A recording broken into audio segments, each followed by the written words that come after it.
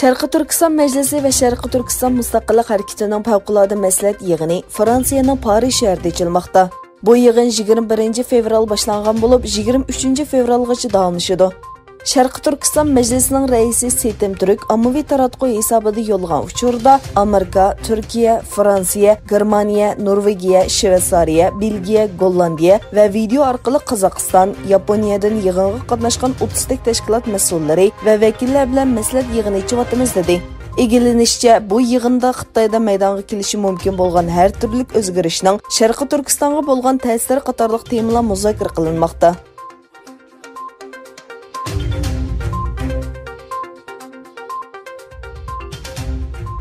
Mərkəzi İstanbulda bolğan və Türkiyə miqyasında oquvchilarning xizmatini qilayotgan Ustuq Buğraxan İlim və Mədəniyyət Vəqfi Qəhrəmanmaraş şəhərində yeni bir şöbəsini açdı. 22 fevral ötküzülgən içiliş murasimiga sobiq parlament a'zosi Jalol Erbay, Qəhrəmanmaraş Sütçü İmam Universitetining müdiri professor doktor Niyazcan, Ustuq Buğraxan Vəqfining muavin raisi, Qəhrəmanmaraş Sütçü İmam Universitetining o'qituvchisi doktor Olimjon Bug'da və Qəhrəmanmaraşdagi nurg'unlagan ommaviy tashkilotlarning vakillari bo'lib yuzlagan kishi qatnashdi. Qur'on tilovati, davlat marshi o'qish bilan boshlangan faoliyatda takliflik me'morlar va vaqfi mas'ullari so'z qildi. Qəhrəmanmaraş sobiq muftisining duosidan keyin lenti kesildi. Faoliyatga qatnashgan 200 dek kishi Uyg'ur polosi bilan mehmon qilindi.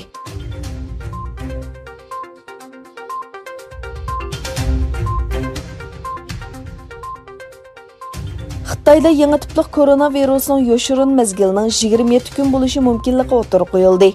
Xitoy Kompartiyasining zuvoni bo'lgan Yer shari gazetining xabar qilishicha, koronavirusining markazi bo'lgan Xubey o'lkasining Shinnonja rayonida faqat familiyasining Jang ekanligi aytilgan 70 yoshli bir kishida 27 kundan keyin koronavirusi alomatlari bayqalgan.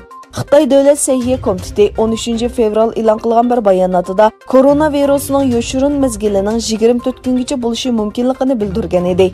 Xitoy doiralarining bildirishicha, oldingi kuni bir kun ichida yangidan 397 yuqumlanuvchi bayqalgan bo'lib, koronavirusi bilan yuqumlanuvchilar soni jami 76228 ga chiqqan. O'lganlar soni 2400 dan oshgan. Yana bir tarafdan Eron Ma'rif Ministerligi koronavirusi sababli 12 o'lkada o'qish to'xtatganligini e'lon qildi.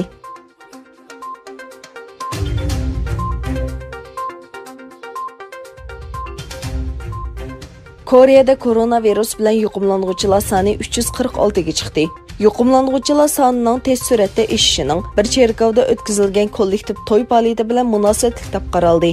Shincheonji nomli bir cherkovda o'tkazilgan murosimga qatnashgan kishilarning ko'p qismida bu virus bayqalgan. Koreya kasalliklarning oldini olish markazi yangidan 142 kishining virus bilan yuqumlanganligini, bularning hammasining digudek cherkovdagi murosimga qatnashgan kishilar bilan uchrashganligini bildirdi.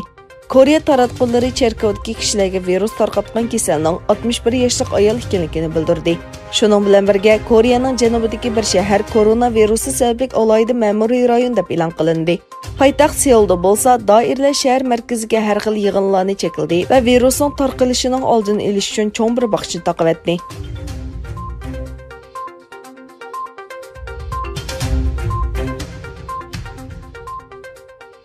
Rossiyaning Amerika prezident saylamida Demokratlar partiyasining nomzodligini tilashayotgan Sandersning yengib chiqish uchun saylamga mudohil qilayotganligi ilgari surildi. Washington vaqt gazetasining xabar qilishicha, Amerika istixborot organlari Rossiyaning Sandersning g'alaba qilish uchun saylamga aralashayotganligini bayqagan va buni Sandersga xabar qilgan. Shundaqla Prezident Trump va majlis a'zolariga bu haqda uchur berilgan. Sanders bo'lsa, bu xabarlarning orqasidan e'lon qilgan bayonotida bir oy burun bu haqda o'ziga ma'lumot berilganligini bildirib, Rossiya Amerika saylamidan yiroqdir dedi.